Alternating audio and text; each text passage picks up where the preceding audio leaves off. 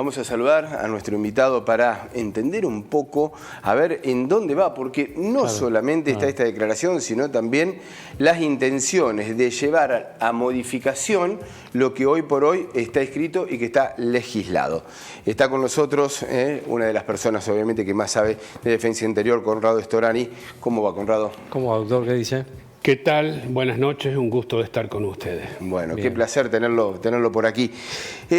Antes que nada, y más allá de entrar en esta declaración de Villarroel, que por ahí tiene un poco más de política que de seguridad, todo lo que planteó Petri con Bullrich, las modificaciones, fundamentalmente lo de Petri, que habla de esta diferenciación de lo que puede llegar a ser las Fuerzas Armadas en la República Argentina, ¿cómo lo ve?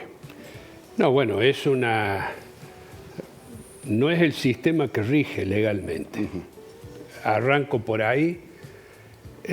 Yo fui coautor de las dos leyes con otros legisladores hace muchos años ya, 40 años hace casi, o sea, lo cual habla de la vigencia de este tipo de legislación. No ha sido tan mala porque ha regido y ha preservado el sistema institucional durante todo este tiempo.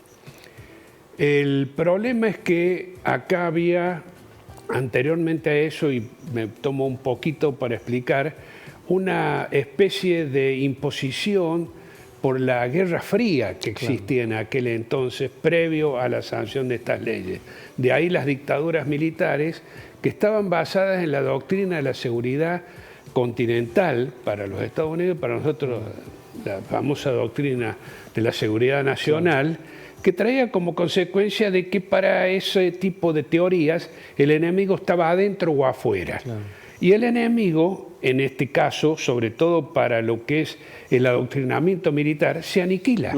O sea, no hay leyes, no hay jueces, no hay detenciones, se aniquila. O en su caso se toman prisioneros, no detenidos. ¿Está claro?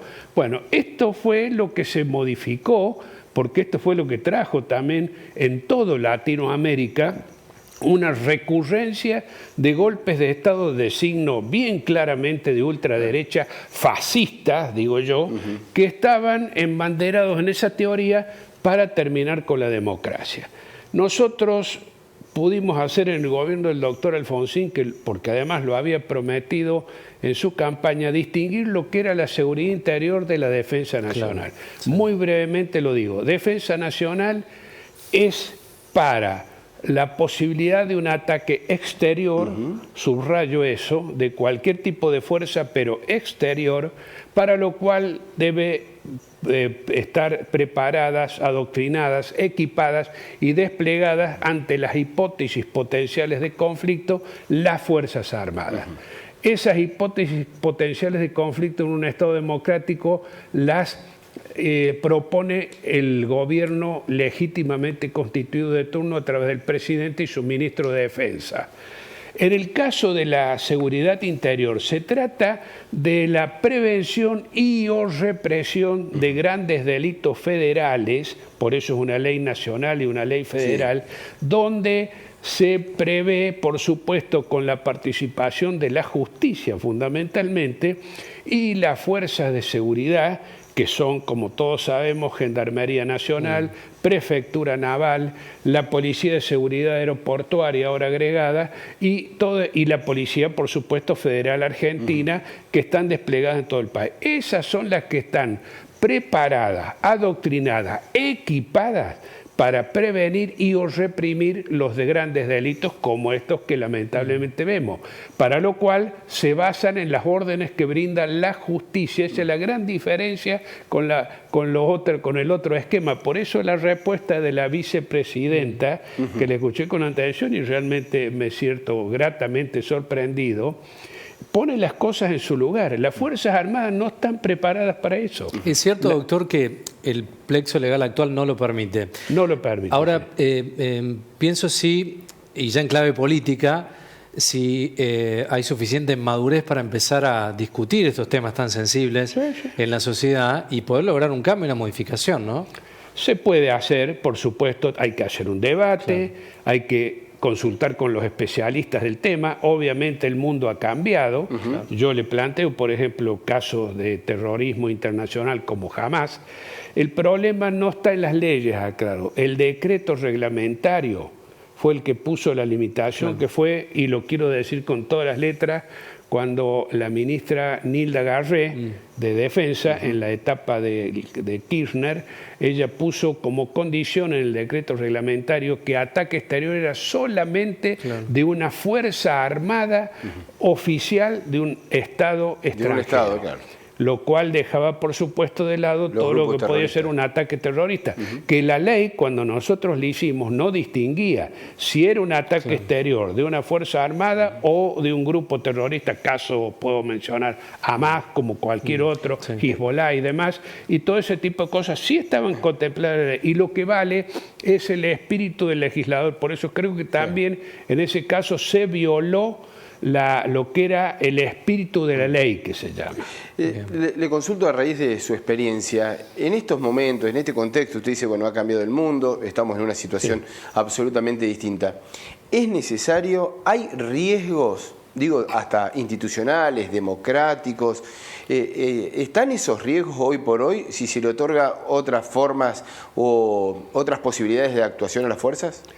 Mire, yo creo que el tema, primero las Fuerzas Armadas en este momento, por una política que no es de este gobierno, viene de muchos gobiernos, están con una situación, digamos, de endeblez, por decir una palabra, digamos, amable, ¿no es cierto? Una endeblez en cuanto a material, en cuanto a personal. Entonces, obviamente, la misión fundamental de las Fuerzas Armadas es custodiar la soberanía del país.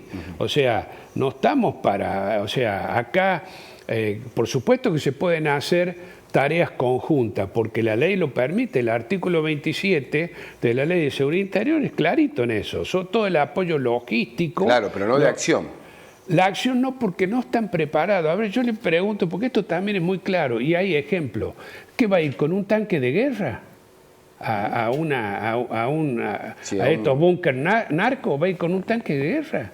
O sea, ahí no, esto es otro tipo de gente la que actúa, que está preparada para eso, y hay que confiar en las fuerzas de seguridad. Lo que pasa es que hay que darle presupuesto también. O sea, las fuerzas de seguridad... Usted dice dotar a las que están hoy por hoy, a raíz de lo que es lo legal, con la capacidad de acción, dotarlas, especializarlas y darle la acción. Las fuerzas de seguridad están especializadas y son, a mi juicio, yo también en esto quiero reconocer, son eficaces.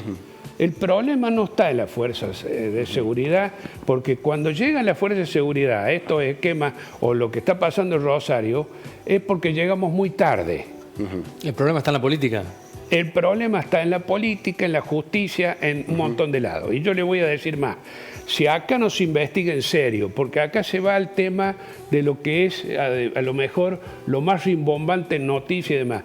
Pero ¿cómo se hace el lavado acá de dinero? ¿De dónde figura? Bueno, eso es cierto. Se habla poco de eso. Digo, y es el eje. Digo, se habla poco de esa cuestión, pero a veces es el eje del tema. Eso no se habla. Claro. Y por eso vuelvo a repetir. Acuérdense que acá una vez, hasta un banco internacional altamente prestigioso a nivel internacional, tuvo que salir el presidente de ese banco procesado por un tema de que no pudieron dejar de comprobar que las cuentas que tenían pertenecían al lavado de narcotráfico. Sí, claro. Entonces, si ese tema no se toma en serio, este es un problema de decir voy a la consecuencia, pero no al origen de los problemas. Y esto es el combate al narcotráfico, como cualquiera de estos delitos, digamos, que supranacionales y que son además tan peligrosos y tan lesivos para la sociedad, son complejos y son, de alguna manera, tienen que ser abordados por muchos factores, pero fundamentalmente ese. El problema es, más que nada, buscar los lugares económicos donde viene o donde se lava.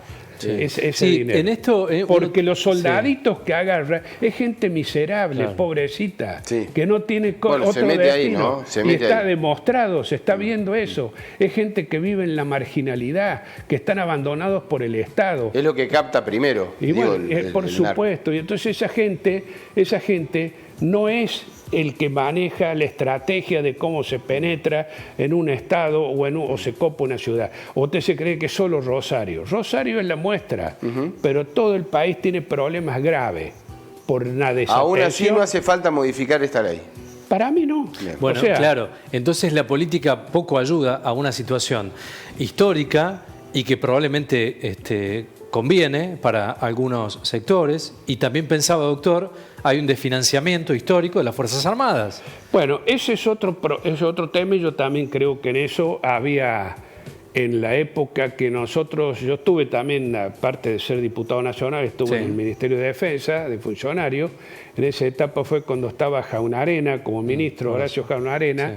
Hubo una ley de financiamiento de las Fuerzas Armadas que incrementa el presupuesto año a año de acuerdo al Producto Bruto Interno, y que estaba vigente. Lo que pasa es que no se cumplía. En los últimos tiempos no se cumplió, porque fíjese usted, recién ahora se habla que van a comprar algunos aviones para la Fuerza Aérea.